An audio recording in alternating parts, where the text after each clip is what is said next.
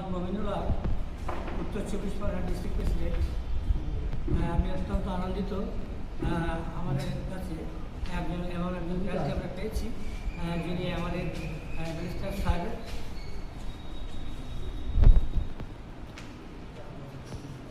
Barrister সাহেবের স্নেহধন্য এবং আমরা এটা জানি যে এখানে বসিরহাট দক্ষিণ বিধানসভা এটা একটি হিন্দু বহুল এলাকা এবং এটা আমার কাছে খুব ভালো লাগছে এটা।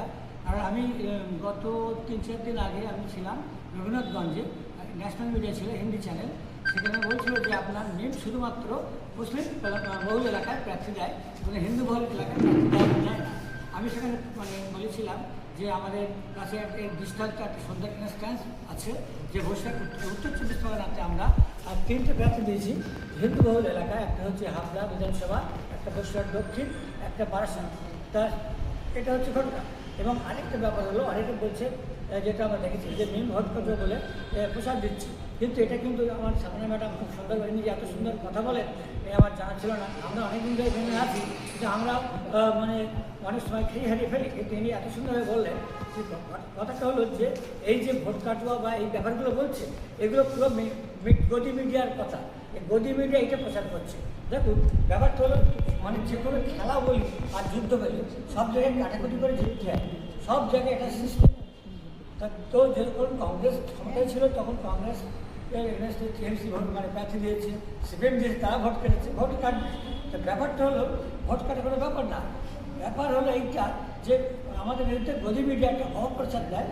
যেমন ধরুন আপনার মাছ, সমস্ত পাখি মাছ খায়, সে আপনার বক বলুন, আপনার মানে চিল বলুন, আপনার যে কোনো পাখি আর মাছ খায়, কিন্তু দোষটা হয় শুধুমাত্র মাছটা নয়। আমার মনে হয় যেহেতু ব্যারিস্টার আসাদুদ্দিন ওয়াইসি সাহেব একজন মুসলিম মানে লিডার, যার জন্য তার বিরুদ্ধে এই গদি মিডিয়া এই অপপ্রচারটা করতে পছন্দ করে। তা আমি এবারে একটা আমার কাছে একটা চ্যালেঞ্জ স্বরূপ বসিরহাট দক্ষিণ বিধানসভায় আমি জানি আমার অনেক হিন্দু বন্ধুবান্ধব আছে, আমি যেহেতু অফিসে চাকরি করতাম, প্রচুর হিন্দু বন্ধুবান্ধব আছেন তারা কিন্তু ওয়াইসি সাহেবকে ভালোবাসে। অ্যাজ এ লিডার, একটা স্পষ্ট বক্তা হিসেবে তিনি সংবিধানকে মান্যতা দেন এবং প্রচুর হিন্দু মানে যারা মানুষ আছে তারা কিন্তু ওই মানে বিভাজনটা চান না, ইউনিটি ডাইভার্সিটি এই মধ্যে যারা বিশ্বাসী তারা কিন্তু ওয়াইসিকে ভালোবাসেন। সেই হিসেবে এটা একটা অ্যাসিড টেস্ট বলতে পারি আমাদের ক্ষেত্রে।